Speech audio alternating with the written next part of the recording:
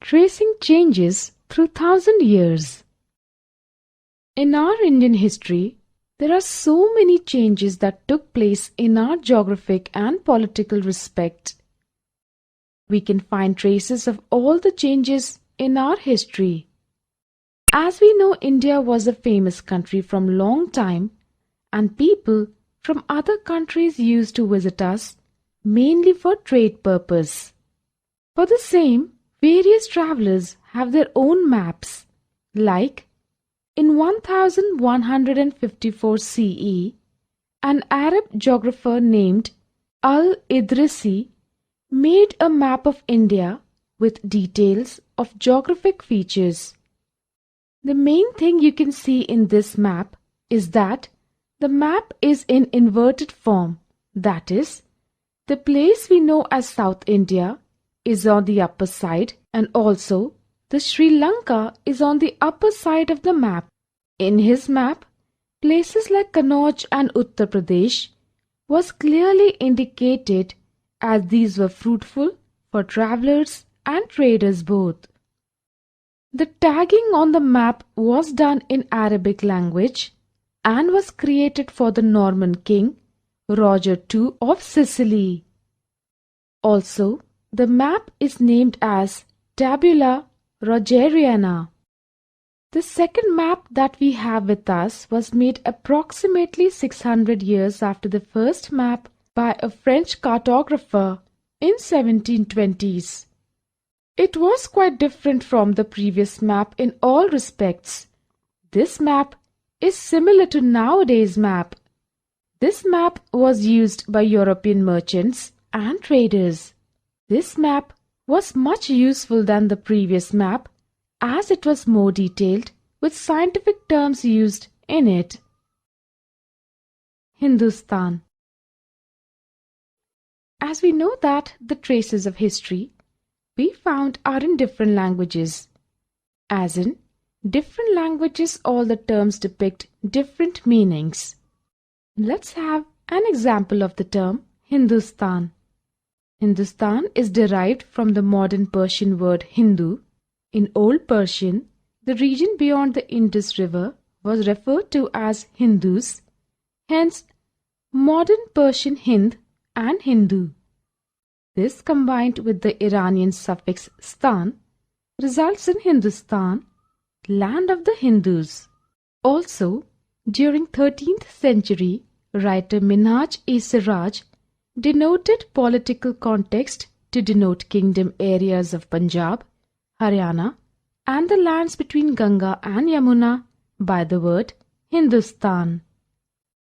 The emperors Babur and Amir Khusro used the term Hindustan to describe the flora and fauna and the culture of the citizens of the Indian subcontinent. The another example is foreigner. In the medieval period, a foreigner was a stranger who was not a part of society or culture. For example, a forest dweller was a foreigner to a city dweller.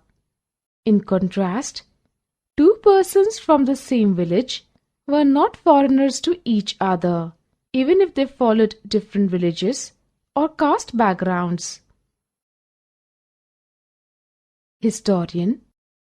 As history is a mystery where we can find new traces at any time which reveals the facts, for the same purpose, historians keep on working on those. Historian. A historian is a person who studies and writes about the past and is regarded as an authority on it. Historian became a professional occupation in the late 19th century. Let us see about writings. Manuscripts. A manuscript is any document written by hand as opposed to being printed or reproduced in some other way. Before the arrival of printing, all documents and books were manuscripts. Historians face many problems in using manuscripts. Some of them are as under. 1. Manuscripts are badly written, which are hardly understandable. 2. Sometimes due to lack of understandability of handwriting, historians are forced to guess what is written. 3. As scribes copied manuscripts, they also introduced small changes which grew over centuries. 4.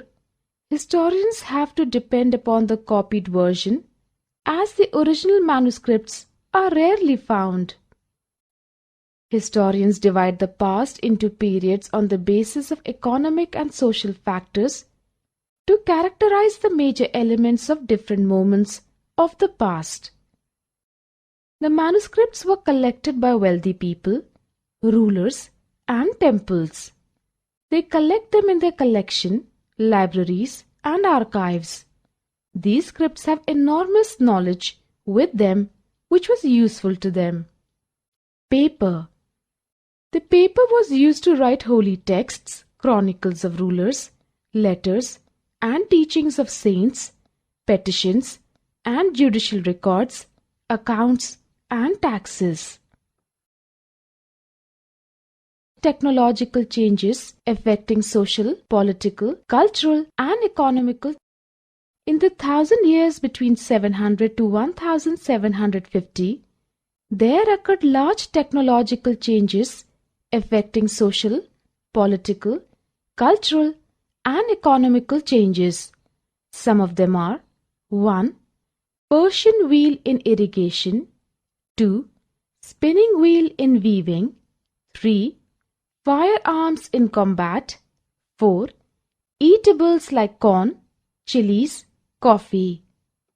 In that period, various religious changes took place with an instant manner. The major religious developments during this period were as under. 1.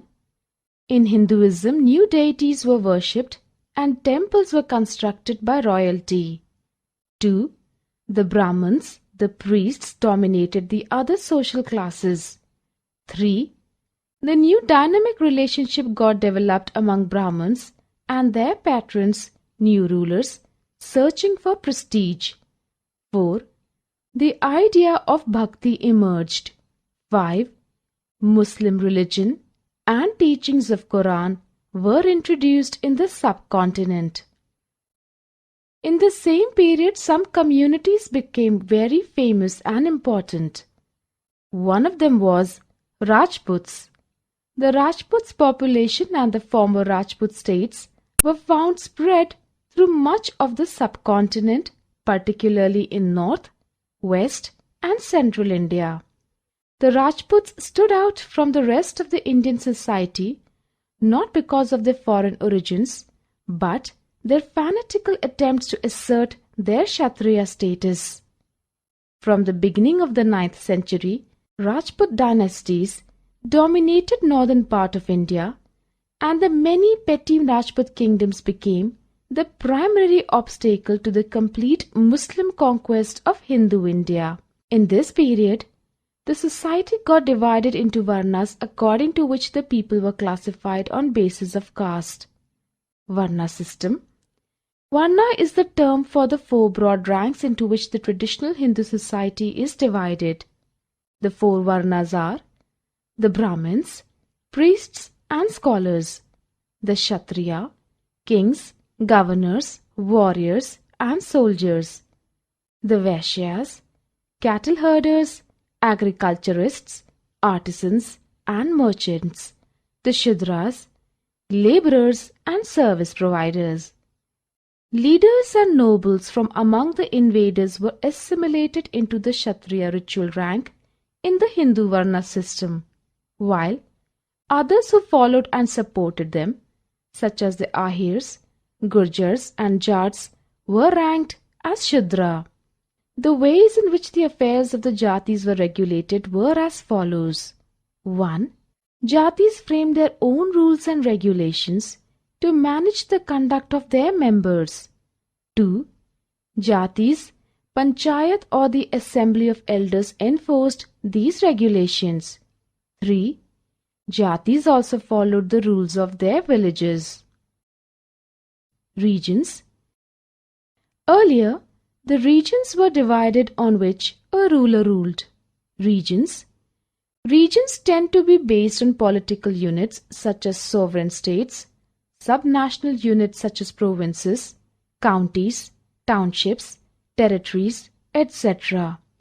There is a term that arose during that time, pan-regional empire. 1. During the medieval period, there was enormous diversity among distinctive regions of the subcontinent. 2. Each region had its own geographical dimensions, own language, and cultural characteristics. 3. These regions were associated with specific ruling dynasties. 4. There was a considerable conflict between these states. 5. Therefore, the empire that ruled or controlled such diverse regions were called the pan-regional empires. For example, dynasties like the Cholas, Khaljis, Tughlaq, and Mughals were able to build the pan-regional empire. With the decline of the Mughals' empire in the 18th century, there was a re-emergence of regional states. This was an emergence in many traditions in the realms of governance.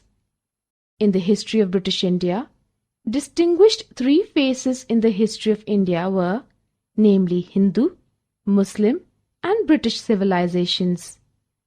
Islam first came to India with Arab traders as early as 7th century AD to coastal Malabar. Many Sanskrit books were translated into Arabic as early as the 8th century. Muslims believe the Quran to be the book of divine guidance revealed from God to Muhammad through the angel Gabriel over a period of 23 years and view the Quran as God's final revelation to humanity. Jainism was established by a lineage of 24 enlightened beings, culminating with Parsva, 9th century BCE, and Mahavira. Buddhism was historically founded by Siddhartha Gautama, a Kshatriya prince turned ascetic, and was spread beyond India through missionaries. It later experienced a decline in India, but survived in Nepal and Sri Lanka, and remains more widespread in Southeast and East Asia. Indian history, 16th and 17th century. Many changes were brought in the Indian history. 16th and 17th century was quite different from the current. Earlier there was medieval period, but now modern period came into existence. Let us have a look on the periods the historians have divided for us to study more easily. Medieval period. Medieval India refers to the post-classical era, that is, 8th to 18th century CE in the Indian subcontinent. It is divided into two periods, the early medieval period which lasted from the 8th to the 13th century, and the late medieval period which lasted from the 13th to the 18th century. About medieval period. This period tells that the society in which we are living is more civilized and advanced than the past years. Historians use the term Middle Ages to refer to the European period. Beginning of this period. In 476 AD, when rule of Roman Empire exits from the Europe, this period came into existence. Ending of this period. Between early 15th century to the mid 17th century, this period ends. The list of empires whose traces are found in Indian history during the medieval period are Chola Empire, Hoysala Empire, Kakatiya Kingdom, Rigartha Kingdom, Delhi Sultanate, Maratha Empire, Mughal Empire, Ahom Kingdom, Reddy Kingdom, Vijayanagara Empire, Gajapati Kingdom, Deccan Sultanates, Sikh Empire. Now have a look on modern period. The modern history referred to as the modern period or the modern era can be found broken down into the period and the late modern period after the French Revolution and the Industrial Revolution. The early modern period in history The early modern period of modern history follows the late Middle Ages of the era. It lasted from circa 1500 to around circa 1800. This period includes the Renaissance, the Reformation and Counter-Reformation, the Age of Discovery, rise of capitalism. And if we talk about late modern period, it is the late part of the modern period, follows the 17th century. Philosophy and art in this period, late modernism, late, liquid or high modernity. Now let's see the modern period. It tells us how and why Americans adopted radically new methods of managing and thinking during the 20th century. Scientific methods were developed which led many to believe that the use of science would lead to all knowledge, thus throwing back the shroud of myth under which pre-modern people lived.